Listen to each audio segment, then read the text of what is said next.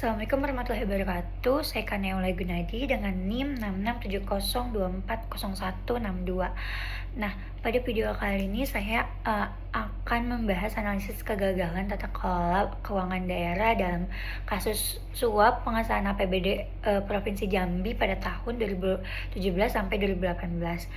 Nah, eh, pada pembahasan video kali ini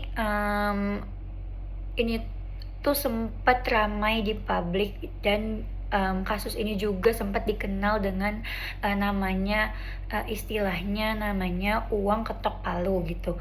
Nah, saya memilih kasus ini karena sangat relevan dengan tata kelola keuangan pemerintahan. Nah, pada kasus ini juga menunjukkan bahwa permasalahan keuangan daerah ini enggak hanya terjadi pada tahap penggunaan anggaran saja gitu, tetapi juga dapat terjadi sejak tahap perencanaan, pembahasan hingga sampai pengesahan anggaran daerah.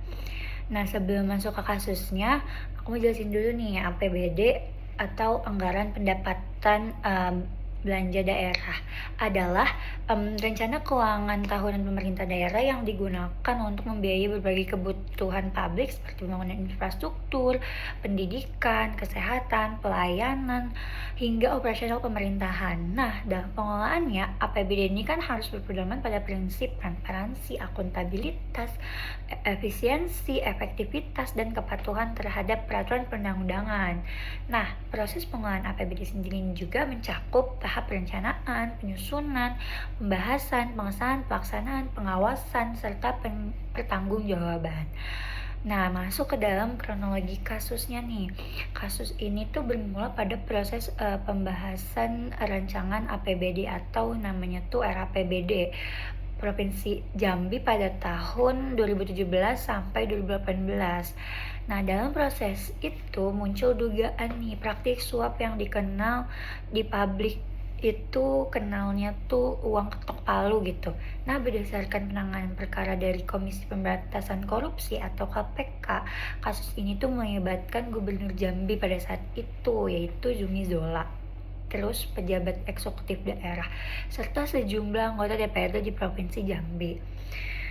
Nah, dugaan suap ini juga dilakukan agar proses pengesahan RAPBD ini dapat berjalan sesuai dengan kepentingan tertentu dan mendapat persetujuan dari dari DPRD.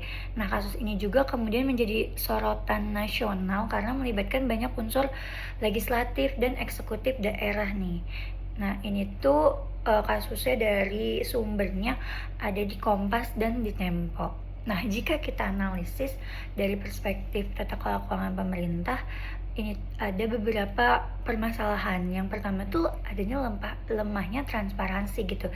Jadi penyusunan dan pembahasan APBD ini kan seharusnya dilakukan secara terbuka kan, agar dapat diawasi publik. Namun pada praktiknya tuh menunjukkan adanya proses yang tertutup gitu dan tidak transparan.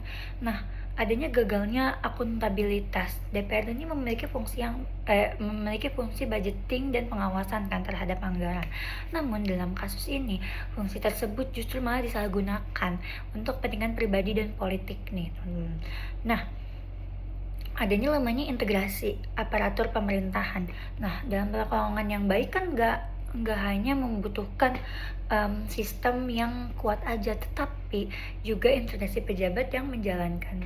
Tetapi juga integrasi pejabat yang menjalankan sistem tersebut. Nah, ada juga nih terganggunya prinsip check and balances. Nah, DPRD kan seharusnya mengawasi pemerintah daerah, namun ketika terjadi transaksi politik antar eksekutif dan legislatif, fungsi pengawasannya jadi lemah.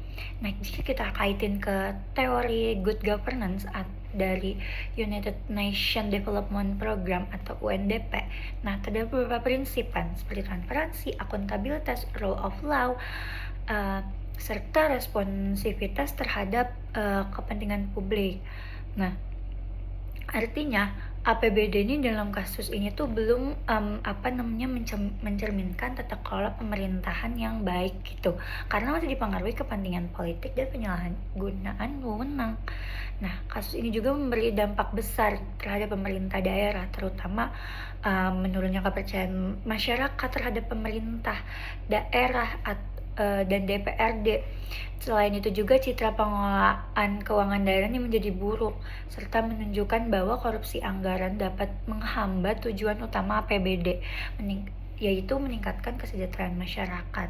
Nah, dari kasus ini dari kasus suap tersebut, pengesahan APBD di Provinsi Jambi tuh dapat kita pahami gitu, atau kita dapat pelajari bahwa pengelolaan keuangan daerah itu bukan hanya soal menyusun angka dan mengalokasikan anggaran, tetapi juga berkaitan erat dengan integrasi, pengawasan, dan tanggung jawab kepada masyarakat. Nah, kasus ini juga menunjukkan ketika transparansi, akuntabilitas, dan fungsi pengawasan tidak berjalan secara optimal, APBD yang seharusnya menjadi instrumen pembangunan justru berpotensi menjadi alat transaksi politik gitu. Nah, karena itu penguatan pengawasan, peningkatan integritas pejabat publik, serta keterlibatan masyarakat dalam mengawasi kebijakan anggaran tuh menjadi hal-hal yang sangat penting gitu, agar tata kelola keuangan ini benar-benar berjalan sesuai dengan prinsip good governance tersebut gitu. Jadi dari kesini tuh kita bisa belajar bahwa tata kelola keuangan pemerintah yang baik tuh gak hanya bergantung pada aturan, tapi juga pada komitmen moral dan akuntabilitas dari setiap aktor pemerintahnya. Sekian pembahasan dari saya dan review dari saya. Kurang lebih mohon maaf. Assalamualaikum warahmatullahi wabarakatuh.